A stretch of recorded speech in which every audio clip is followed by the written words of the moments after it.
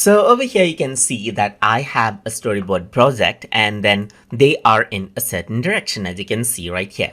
So if you were to see, you can see that this is facing on the left side right here. But if you want to go around and then let's say mirror out the panels in the scene, then what you can do is you can flip the panels. So to do that, you can go around and right click on the panel right here.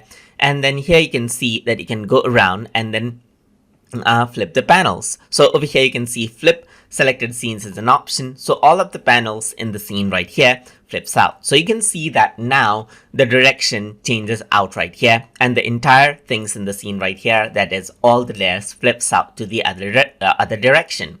You can also go around onto the storyboard right here and you can see flip selected scene is an option over here. So if I were to go around and flip it, you can see that it flips out right here just like this. And that is how you can flip out the selected panels inside of Toon Boom Storyboard Pro.